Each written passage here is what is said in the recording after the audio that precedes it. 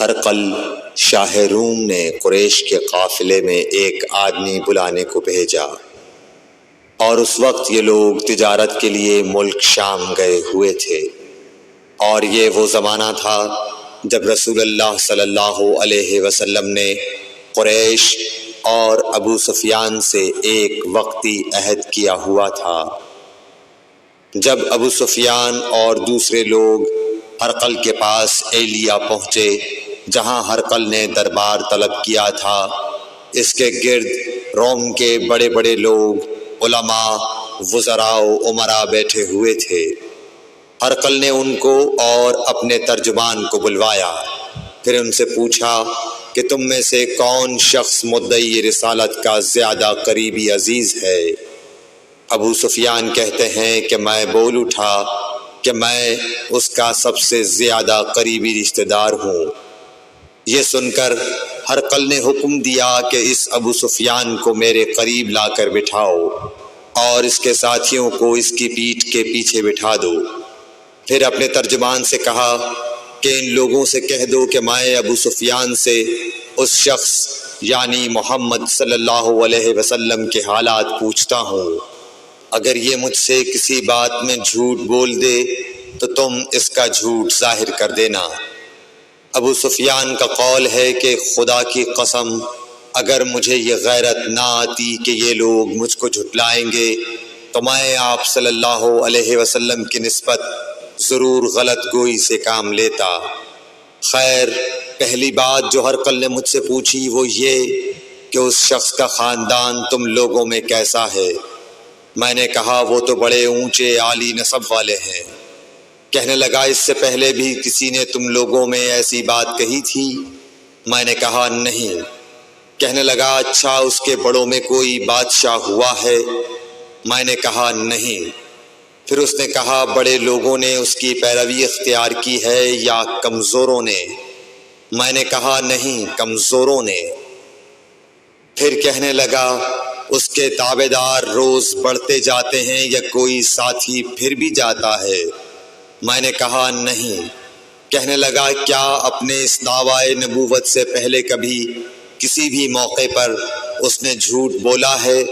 میں نے کہا نہیں، اور اب ہماری اس سے صلح کی ایک مقررہ مدت ٹھہری ہوئی ہے، معلوم نہیں وہ اس میں کیا کرنے والا ہے۔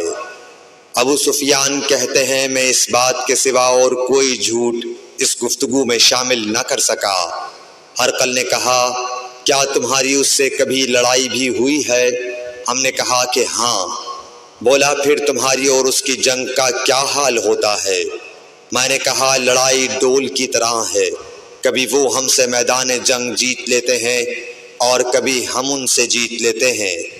ہرقل نے پوچھا وہ تمہیں کس بات کا حکم دیتا ہے؟ میں نے کہا وہ کہتا ہے کہ صرف ایک اللہ ہی کی عبادت کرو، اس کا کسی کو شریک نہ بناؤ، اور اپنے باپ دادا کی شرک کی باتیں چھوڑ دو، اور ہمیں نماز پڑھنے، سچ بولنے، پرہیزگاری اور صلہ رحمی کا حکم دیتا ہے۔ یہ سب سن کر پھر ہرقل نے اپنے ترجمان سے کہا کہ ابو سفیان سے کہہ دے کہ میں نے تم سے اس کا نسب پوچھا تو تم نے کہا کہ وہ ہم سے عالی نسب ہے، اور پیغمبر اپنی قوم میں عالی نسب ہی بھیجے جایا کرتے ہیں۔ میں نے تم سے پوچھا کہ دعوی نبوت کی یہ بات تمہارے اندر اس سے پہلے کسی اور نے بھی کہی تھی تو تم نے جواب دیا کہ نہیں۔ تب میں نے اپنے دل میں کہا کہ اگر یہ بات اس سے پہلے کسی اور نے کہی ہوتی تو میں سمجھتا کہ اس شخص نے بھی اسی بات کی تقلید کی ہے جو پہلے کہی جا چکی ہے۔ میں نے تم سے پوچھا کہ اس کے بڑوں میں کوئی بادشاہ بھی گزرا ہے تو تم نے کہا کہ نہیں۔ تو میں نے دل میں کہا کہ ان کے بزرگوں میں سے کوئی بادشاہ ہوا ہوگا تو کہہ دوں گا کہ وہ شخص اس بہانے اپنے آباء و اجداد کی بادشاہت اور ان کا ملک دوبارہ حاصل کرنا چاہتا ہے۔ اور میں نے تم سے پوچھا کہ اس بات کے کہنے یعنی پیغمبری کا دعویٰ کرنے سے پہلے تم نے کبھی اس کو دروغ گوئی کا الزام لگایا ہے؟ تم نے کہا کہ نہیں۔ تو میں نے سمجھ لیا کہ جو شخص آدمیوں کے ساتھ دروغ گوئی سے بچے وہ اللہ کے بارے میں کیسے جھوٹی بات کہہ سکتا ہے۔ اور میں نے تم سے پوچھا کہ بڑے لوگ اس کے پیرو ہوتے ہیں یا کمزور آدمی؟ تم نے کہا کمزوروں نے اس کی اتباع کی ہے۔ تو دراصل یہی لوگ پیغمبروں کے متبعین ہوتے ہیں۔ اور میں نے تم سے پوچھا کہ اس کے ساتھی بڑھ رہے ہیں یا کم ہو رہے ہیں؟ تم نے کہا کہ وہ بڑھ رہے ہیں، اور ایمان کی کیفیت یہی ہوتی ہے حتیٰ کہ وہ کامل ہو جاتا ہے۔ اور میں نے تم سے پوچھا کہ آیا کوئی شخص اس کے دین سے ناخوش ہو کر مرتد بھی ہو جاتا ہے؟ تم نے کہا نہیں۔ تو ایمان کی خاصیت بھی یہی ہے، جن کے دلوں میں اس کی مسرت رچ بس جائے وہ اس سے لوٹا نہیں کرتے۔ اور میں نے تم سے پوچھا کہ آیا وہ کبھی عہد شکنی کرتے ہیں؟ تم نے کہا نہیں۔ پیغمبروں کا یہی حال ہوتا ہے، وہ عہد کی خلاف ورزی نہیں کرتے۔ اور میں نے تم سے کہا کہ وہ تم سے کس چیز کے لیے کہتے ہیں؟ تم نے کہا کہ وہ ہمیں حکم دیتے ہیں کہ اللہ کی عبادت کرو، اس کے ساتھ کسی کو شریک نہ ٹھہراؤ، اور تمہیں بتوں کی پرستش سے روکتے ہیں، سچ بولنے اور پرہیزگاری کا حکم دیتے ہیں۔ لہٰذا اگر یہ باتیں جو تم کہہ رہے ہو سچ ہیں تو عنقریب وہ اس جگہ کا مالک ہو جائے گا کہ جہاں میرے یہ دونوں پاؤں ہیں۔ مجھے معلوم تھا کہ وہ پیغمبر آنے والا ہے، مگر مجھے یہ معلوم نہیں تھا کہ وہ تمہارے اندر ہوگا۔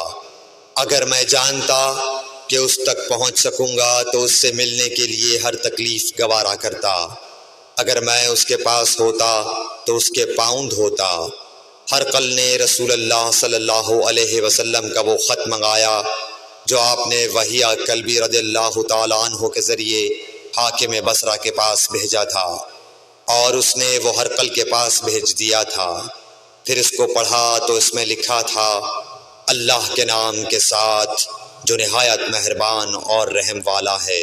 اللہ کے بندے اور اس کے پیغمبر محمد صلی اللہ علیہ وسلم کی طرف سے یہ خط ہے شاہ روم کے لیے۔ اس شخص پر سلام ہو جو ہدایت کی پیروی کرے۔ اس کے بعد میں آپ کے سامنے دعوت اسلام پیش کرتا ہوں۔ اگر آپ اسلام لے آئیں گے تو دین و دنیا میں سلامتی نصیب ہوگی، اللہ آپ کو دوہرا ثواب دے گا، اور اگر آپ میری دعوت سے روگردانی کریں گے تو آپ کی رعایا کا گناہ بھی آپ ہی پر ہوگا۔ اور اے اہل کتاب، ایک ایسی بات پر آ جاؤ جو ہمارے اور تمہارے درمیان یکساں ہے، وہ یہ کہ ہم اللہ کے سوا کسی کی عبادت نہ کریں اور کسی کو اس کا شریک نہ ٹھہرائیں، اور نہ ہم میں سے کوئی کسی کو خدا کے سوا اپنا رب بنائے۔ پھر اگر وہ اہل کتاب اس کتاب سے منہ پھیر لیں تو مسلمانوں، تم ان سے کہہ دو کہ تم مانو یا نہ مانو، ہم ایک خدا کے اطاعت گزار ہیں۔ ابو سفیان کہتے ہیں، جب ہرقل نے جو کچھ کہنا تھا کہہ دیا اور خط پڑھ کر فارغ ہوا تو اس کے ارد گرد بہت شور و غوغا ہوا، بہت سی آوازیں اٹھیں اور ہمیں باہر نکال دیا گیا۔ تب میں نے اپنے ساتھیوں سے کہا کہ ابو کبشہ کے بیٹے حضرت صلی اللہ علیہ وسلم کا معاملہ تو بہت بڑھ گیا۔ دیکھو تو اس سے بنی اصفر روم کا بادشاہ بھی ڈرتا ہے۔ مجھے اس وقت سے اس بات کا یقین ہو گیا کہ حضور صلی اللہ علیہ وسلم عنقریب غالب ہو کر رہیں گے، حتیٰ کہ اللہ نے مجھے مسلمان کر دیا۔ راوی کا بیان ہے کہ ابن ناطور ایلیا کا حاکم ہرقل کا مصاحب اور شام کے نصارہ کا لاٹ پادری بیان کرتا تھا کہ ہرقل جب ایلیا آیا ایک دن صبح کو پریشان اٹھا تو اس کے درباریوں نے دریافت کیا کہ آج ہم آپ کی حالت بدلی ہوئی پاتے ہیں، کیا وجہ ہے؟ ابن ناطور کا بیان ہے کہ ہرقل نجومی تھا، علم نجوم میں وہ پوری مہارت رکھتا تھا۔ اس نے اپنے ہم نشینوں کو بتایا کہ میں نے آج رات ستاروں پر نظر ڈالی تو دیکھا کہ ختنہ کرنے والوں کا بادشاہ ہمارے ملک پر غالب آ گیا ہے۔ بھلا اس زمانے میں کون لوگ ختنہ کرتے ہیں؟ انہوں نے کہا کہ یہود کے سوا کوئی ختنہ نہیں کرتا، سو ان کی وجہ سے پریشان نہ ہوں۔ سلطنت کے تمام شہروں میں یہ حکم لکھ بھیجیے کہ وہاں جتنے یہودی ہوں سب قتل کر دیے جائیں۔ وہ لوگ انہی باتوں میں مشغول تھے کہ ہرقل کے پاس ایک آدمی لایا گیا جسے شاہ غسان نے بھیجا تھا۔ اس نے رسول اللہ صلی اللہ علیہ وسلم کے حالات بیان کیے۔ جب ہرقل نے سارے حالات سن لیے تو کہا کہ جا کر دیکھو وہ ختنہ کیے ہوئے ہے یا نہیں۔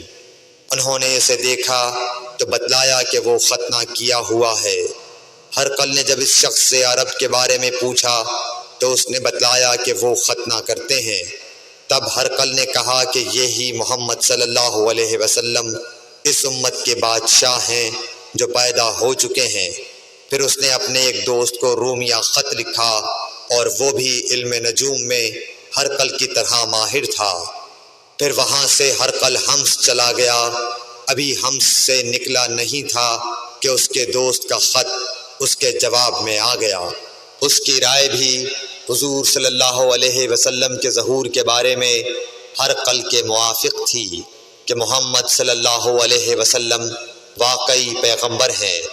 اس کے بعد ہرقل نے روم کے بڑے آدمیوں کو اپنے حمص کے محل میں طلب کیا اور اس کے حکم سے محل کے دروازے بند کر لیے گئے۔ پھر وہ اپنے خاص محل سے باہر آیا اور کہا، اے روم والو، کیا ہدایت اور کامیابی میں کچھ حصہ تمہارے لیے بھی ہے؟ اگر تم اپنی سلطنت کی بقا چاہتے ہو تو پھر اس نبی صلی اللہ علیہ وسلم کی بیعت کر لو اور مسلمان ہو جاؤ۔ یہ سننا تھا کہ پھر لوگ وحشی گدھوں کی طرح دروازوں کی طرف دوڑے مگر انہیں بند پایا۔ آخر جب ہرقل نے اس بات سے ان کی یہ نفرت دیکھی اور ان کے ایمان لانے سے مایوس ہو گیا تو کہنے لگا کہ ان لوگوں کو میرے پاس لاؤ۔ جب وہ دوبارہ آئے تو اس نے کہا، میں نے جو بات کہی تھی اس سے تمہاری دینی پختگی کی آزمائش مقصود تھی، سو وہ میں نے دیکھ لی۔ تب یہ بات سن کر وہ سب کے سب اس کے سامنے سجدے میں گر پڑے اور اس سے خوش ہو گئے۔ بالآخر ہرقل کی آخری حالت یہی رہی۔ صحیح بخاری حدیث نمبر 7۔